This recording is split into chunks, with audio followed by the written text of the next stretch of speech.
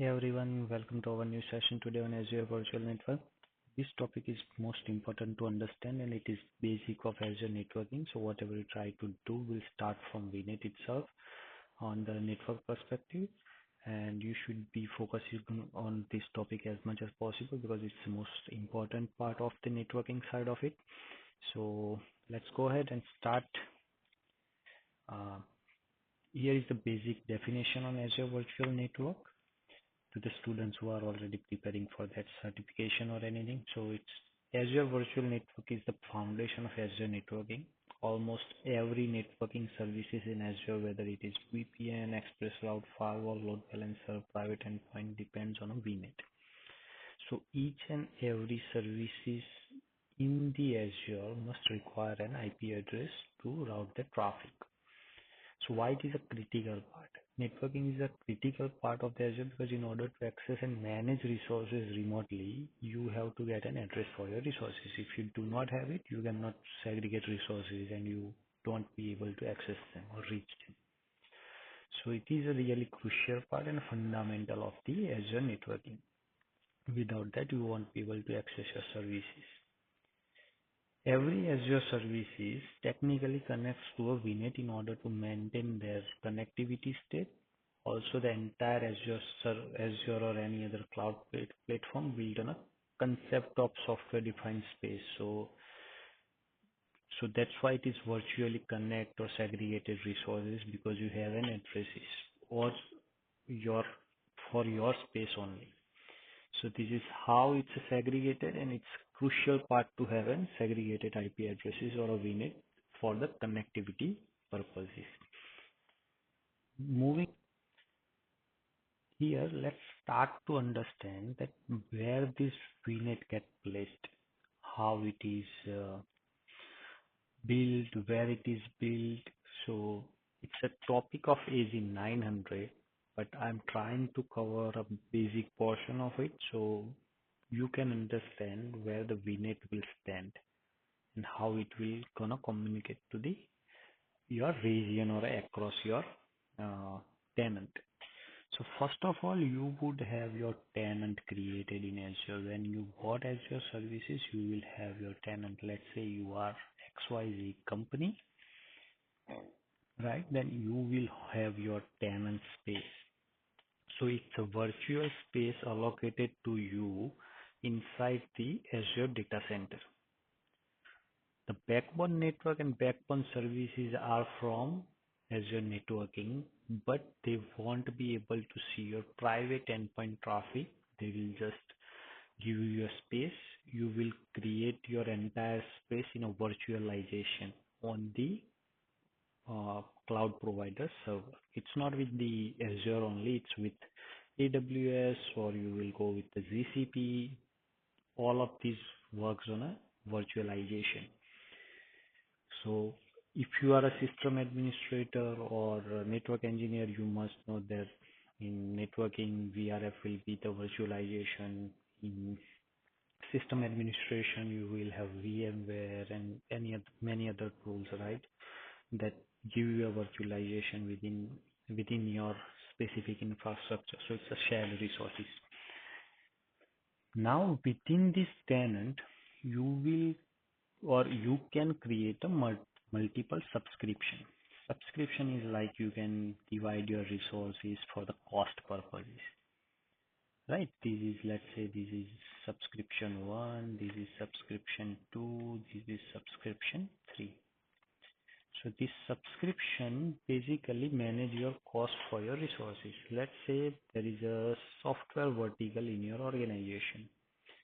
So when the costing is counted overall for your whole tenant, let's say you will get a bill of $100,000, then how you will segregate or allocate that particular funds to specific department, because in every organization the funds are allocated based on the departments they have. So without subscription, the joint cost will not give you an exact idea that which vertical spends what amount of money on resources or a cloud networking. Specifically, corporate uses this technology or this bifurcation to understand that we were having our resources on-prem that was costing us around this much of money, and instead of on cloud, this is costing us this much of money. And that's how they will get an idea that what kind of resources we require or what kind of resources we can eliminate, or they can build the new resources. So let's say this is space for developers, this is space for accounting, let's say accounting softwares and everything will be hosted here, and other spaces like connectivity. So your system administrator or network administrator, so you will have your firewalls, load balancers, and everything configured. So that cost will go to the IT infrastructure, development cost will go to software development, accounting cost will go to accounts department. That's how you would segregate your subscription, and the resources allocated for that particular services will stay in that particular subscription. Within these uh, subscriptions, you will have a different resource groups. So within this subscription, you will create a resource group based on your requirements. These resource groups divide your resources. The name itself says resource group, so it's a group of resources. Let's say you have a servers running in it. So development team needs a server. Servers are allocated in a server farm or a server. So let's say we have a three different kind of resources like dev, which is specifically for the development. One is the production, and one is the UAT. UAT will get test everything, development will be running for ongoing development purposes, and production will be serving the services. So that's how you can aggregate your resources within different resource group. And inside the resource group or within the subscription, you may have one of your VNet configured. This VNet can handle multiple subnets, multiple address spaces, and from that particular subnet ranges, you can assign your dev, production, or a UAT resources to the particular subnet. And then later on, you can segregate your particular rules or a traffic based on your requirement to it. Specifically, in organizations, people would keep their UAT and entire separate on a different VNets just for managing it efficiently or create a efficient routing policy, because internally VNet, every subnet is reachable to each other. That's why to bifurcate them properly, they have different VNet created across the resource group, and that will give leverage to manage different subnet, entirely different network in a different manner. So that's one of the benefit of it. You can have UDR, NSE to manage the routing for specific subnet, but instead they will segregate it. So this is basic infrastructure we will get in our cloud platforms, that subscription, resource group, and resources inside. The resources will have a different level of allocations like network interface, SSD, CPU, whatever you need and how much you need. Based on that, your price is getting vary. So you'll able to learn that topics in AZ 900, or you may have already learned about it. So I hope this is clear. Let's go to next slide. Here we have what is Azure Virtual Network. So before going to this, I have explained you that how this VNet get placed and what is basic purpose of it.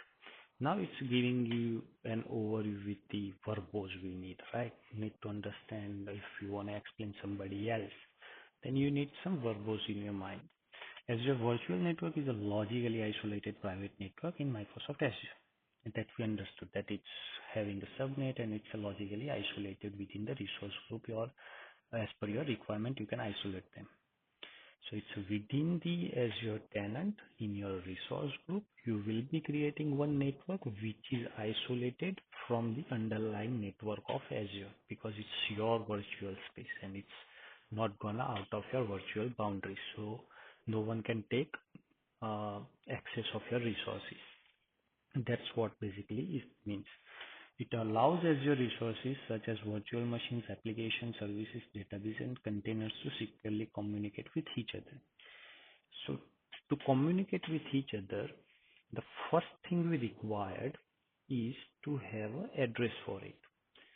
So IP address is one of the form to have access to other resources. Without any address, you will not get anywhere. Let's say I need to go for some work, right? Then I need to go to my friend's address or a friend's home. But to reach there, I need a specific address. Let's say if I'm not known to the destination, then I must ask to somebody. And that somebody would know that what's the specific area or a point where you want to go. That's how the IP address will work for you. So you have an address, that's why you will be able to reach out to your resources. VNet is a similar traditional on-premises network. On on-premises network, we have different switches, routers, and firewalls where we have layer 3 interfaces which will have different IP addresses. That IP addresses will be allocated to specific resources and you will get to know your devices. So it's basically on-prem network. So on switches we have a different VLANs and we will segregate our subnet. Same way we have a VNets here. So VLAN have a different addresses. We'll route them to the router or a firewall, and we will filter the traffic. Same goes here. We will have NSC. We will have NVS, which is native Azure firewalls or native virtual appliances, which may be any firewall. This could be Palo Alto, Checkpoint, Cisco, or FortiGate as well, right? So that's how we'll manage the traffic. That's the ongoing topic, so we can discuss it further when we go ahead. The key difference is Azure Virtual Network is software defined and fully managed by Microsoft Azure. By that means, why people are moving to the cloud, the first thing is to build the infrastructure, you need a dedicated space for it, like a data center. Data center needs uh, enormous amount of power because of they are running centralized AC. You need to manage your humidity, temperature. You need a racks because those devices are giant and that's produce lots of heat. So you need to cool them down. You need to plug in the servers. You need infrastructure, cabling. You need physical boxes. You have to manage them, service them, the maintenance cost of it, and everything is there. So it's technically cost more to the organization.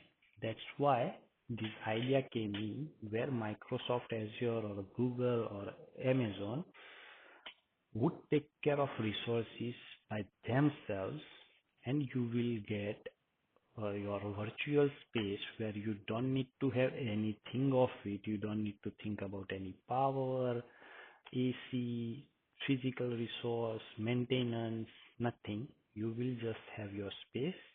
You will create your resources. You will do your work. We will just pay an annual fee or a monthly fee or a rent for that particular resource. That's why it's totally managed by the Microsoft Azure and you don't need to do anything. Each VNet exists in a single Azure region and provides isolation from other VNets by default. So by Azure region, so how Azure got built firstly, right? So let's say you have any cloud provider. Let's say you have a cloud, like this is the internet. Let's say you are in a US.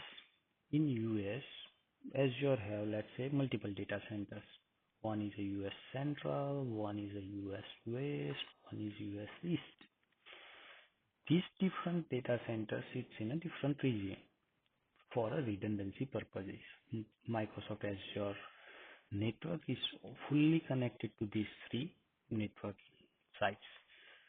So what VNet does is, let's say we have resources X here, resource Y in US East. These two resources are the same resources and serving simultaneously. So let's say if any query coming from US Central will hit to this particular one, any query coming in from the US East will hit for these resources, but somehow if this data center goes away all the query will get routed here. And that's a high availability of the application. It's a mandatory, which is disaster recovery service. These two applications running from each other have a different VNet configured from there, and there are physically separation between them. So if something happened to one region, that's not go to another region. So your application will have expansion, will have redundancy. That's why we will create a different VNets or a different services in a different region. It's not only VNet, but there are different services connected to it, and that's how we will particularly get this service. Next, why do we need a VNet? What is a need particularly we have for a VNet? We understood that VNet will give us a connectivity or a private or a logical segmentation of it, but why specifically we need this connectivity? What happens without it, right? So here we need Azure Virtual Network to provide security, isolation, and control. Without a VNet, Azure resources would be exposed directly to the internet, which is not secure. What we are trying to say here, when we create a resource and if we do not assign it to the private network, it's out of your private boundaries, and it may get accessible for multiple resources, because when you create some of your resources, it may ask you for create a public access for it. That's how it will get exposed to the internet, but you will not have control over it just because you do not have a VNet or assignment. So when it comes under a VNet, it will be considered as a private network or a private resources. So that will not get an access from any other kind of services. Using a VNet, we can enable private communication. How the private communication get enabled? So here, let's say you are having one resources in Azure. It's a website, xyz.com. Your resource have a VNet. Your VNet have a virtual network, which is VPN gateway, which is connected to on-prem. That's how this particular website will be accessible via our private IP address. Even if you do not have any public address for this URL, you will be able to access this URL via your private network, because you have a reachability from your on-prem via VPN to Azure resources, and you will be able to access this URL. So not every website needs to be public. In corporates, there are certain applications which must be internal, and that's accessible internally, like any kind of accounting URLs. Right now they have specific software and cloud applications for them, but I'm just giving an example that doesn't need to be on a public site. Like some communication URLs that must be internal, like you are managing your softwares, managing like SharePoint website, which is public now, which is a later idea, but those kind of services which needs to be remain within an organization. It doesn't need to be go outside. Those kind of application need a private communication, and this will give you a elevation on it that your particular service hosted in your cloud environment, and it's getting accessible by your private communication. We just took example of website, but instead of take an example of any kind of internal web server where any of the retail services will have their inventory and everything hosted on one of the websites, and their client will see that data, right? So those kind of services, those kind of applications might be privately hosted on Azure and accessible privately. Then by VNet, you can apply network security settings. So you would know that this is application gateway or application servers. Then you can assign application related rules to particular subnet. So that's how you can secure that particular segment of network. Segment of network, I mean a subnet. Let's say we segregate different resources in a different group. Then we need to have a segregate test. We can understand this on a later part on deep side. I think on the next slide, I believe. So yeah, so next one is connect Azure to on-premises environment using VPN or Express route. So that's how we have enabled our communication. We have Azure on-premises environment connected to our Azure gateway, and that's how we will be able to have connectivity. In real world deployments, every production workload runs inside of VNet. So in production, no one would get a chance for keeping that resources public without the need. If it's public URL, then it must need access. But if it's private resources, no one will open it for a publicly. Here it is an example that how the public and the private access will work. This is just an illustration. I took this diagram and I just wanted to explain what was the uh, planning behind this, planning behind explaining this private network side, right? So let's say we have a virtual network here. It does have different. So by default, in Azure Network, these two subnet can communicate because this address space comes within this virtual network, and that's why they known to each other. So these resources will be able to access each other. And they will access services from these VMs internally, and they will be able to communicate. But they will not directly go to internet. So on virtual network, by default there is a SNet rule available, so your resources can uh, uh, talk to internet. But for that, you will not get back any inbound connection. So you will be able to access google.com, any other URLs, any other services, but any person outside of your network trying to reach your services will not be able to do that. That's a by default security layer configured by the Azure itself. So here what it does, so let's say this VM may uh, go via any public addresses which is available for them. These will go with a different services. This will go with a different one. But to have a single public IP address, we would use a net gateway here, which net gateway assigned to a public address. This public address will have a single public address. With this public address, this 4 VM will go over the internet. What benefit it gives you is that you are running some FTP services, some SSH services, which is specifically bound to a public IP address. Those services are easily accessible from a single public address. You don't need to identify each and every public address and go and allow and whitelist them. And it's a major security drawback as well, right? You cannot allow multiple public addresses to your server. Instead, allow one known public IP address. So when you review the logs, you will get to know that this public address is from my Azure space or my different offices or anywhere else. So that's how you can identify. This is one of the example for private networking. So when these resources access these resources, it's a private communication. When it go to internet, it's a public communication. Likewise, when these resources needs to be accessible on-prem, there has to be one VPN gateway configured here. You on-prem, you would have one VPN gateway as well. This connects to each other and they will build the connectivity and we will route the traffic, and accordingly these resources will be accessible from the on-prem as well. But these VPN gateways and peering of virtual networks and everything we will cover in next topics. Our goal right now is to learn about the virtual network. So if we understand virtual network correctly, then we can explore this option very easily or learn this option very easily. Then there is an important portion in every VNet, that the address space.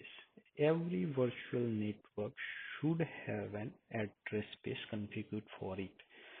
Before configuring an address space, you would know about what is the address space, how we are going to use them, and what is the CIDR notation of it.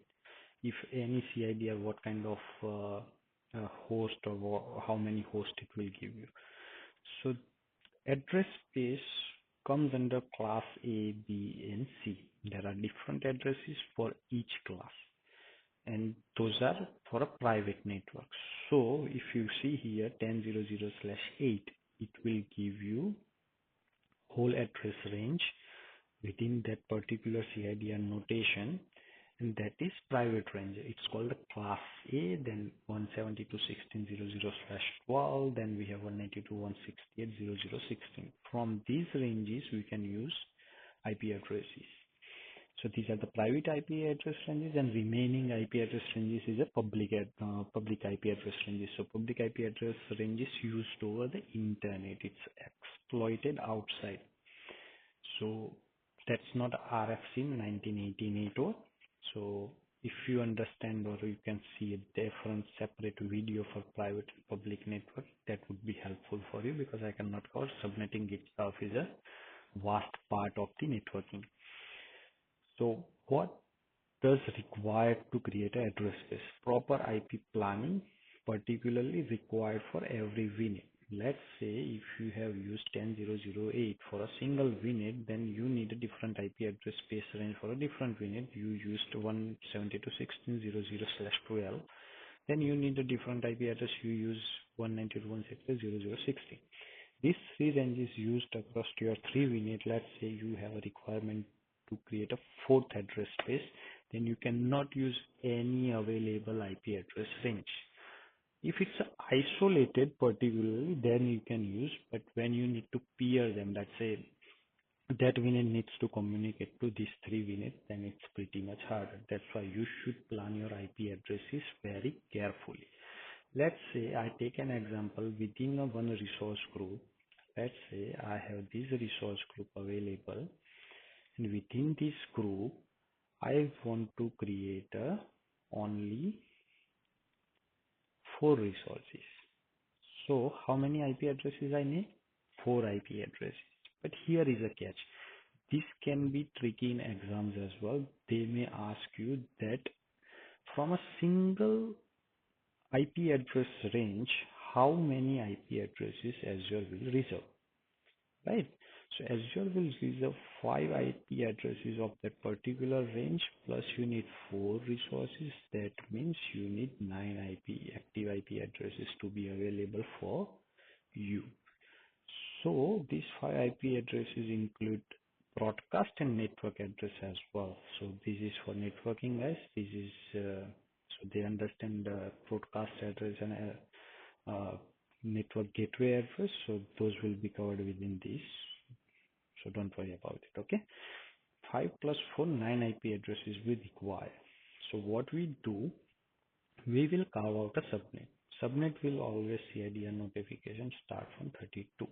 Here we will get 32 means 0 address, /31 means we will get 1 address, but it cannot be used anywhere. Then we will have 30. Here we will get 2 IP addresses, but it's not useful for us because network address and broadcast address. Then we will get 30, where we will get 4 addresses, right? Out of 4 network and broadcast address, so we will remain with 2 address. That won't work for us. Then we will go with 29, where we get 8 addresses. Then we will go to 28, where we will get 16 addresses. This is something useful for us. Okay, so we can use this particular notification so we can segregate our network. We will not want to use entire subnet. We going to use this 16 usable block IP address range. So let's say we are assigning an IP addresses, and we will do 10.0.0.0 / we will use 28, which only uses the portion of the IP address ranges. Means the IP addresses will go from 10.0.0.0.1 to 10.0.0.15. 16 will be the broadcast address. Okay, so we can use in between IP address ranges. From the 17 we can use another subnet, and we can have that running. So this broad space of range will be used across multiple minutes we have, right? So from these IP ranges you can build as many network as you want. So this is not gonna exhaust it for your particularly one use case, right? So don't worry about it. And go to next slide. Here I have added entire table. Let's say /32. You will have 0 address that we already saw. 31, you will only have 2, then 34, 29, 8, 28, 16, 32, 64. It's going forward until /8. Okay. On a public side, you will see /7, 6, 5, 4, 3 as well, right? But it's very vast networking range. So this is how the IP address subnetting will work whenever you are creating resources. So please plan your IP address really carefully, and accordingly you can assign that particular addresses to your resources. Now we would understand VNet and internet connectivity. We have discussed some part of it in that particular diagram, that by default output internet access is available to particular VNet. So all subnet inside a VNet can communicate with each other. Azure uses high-speed backbone network, right? That multiple regions connected to it. That's a high-speed backbone network of them to route the particular traffic, and that will communicate to each other. By default, there is no firewall blocking inside a VNet. Okay, then if you have one VNet and if you are having multiple resources in it, that's not getting blocked because that's a single network. However, we can control them using the network security groups and user defined, which we'll cover in the next particular video because this is going to be a long. Uh, so that's why. And here, so default internet connectivity will work when you get an IP address. You will have a source net available from Azure, and that will be able to access. But you can change your settings in Azure side to do not allow an internet access. That's the option you have. But by default, it's allowed. For inbound, you need to have a public addresses we discussed, right? Within a net gateway, you will not have a inbound access, but you will have outbound access. So server will access to the internet, but from outside people, they will not be able to access. In order to activate that, you need NSGs, you need public IP address, load balancer, application gateways, and that's how you can manage. Load balancers, application gateway, and firewalls are additional services to protect your server, because when you are hosting something on public, you should not be wide open your entire access, right? So you would have some kind of technology in place to protect your servers, because your servers can be attacked. For a lab, it's pretty much no risk. You can remove the servers, right? But when the production workloads works, like databases and everything, that needs to be protected, and that's really a crucial job. Then VNet and internet connectivity, we have already discussed about it. So this is what we have. Resources inside of VNet have outbound internet access by default. Inbound internet access is blocked by default. To allow inbound access, we must explicitly configure public IP address, load balancer, or application gateway.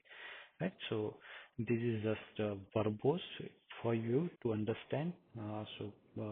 Instead of listening, you can see these as well later on, or you can take a picture of it and you can memorize it. So it will be helpful for you.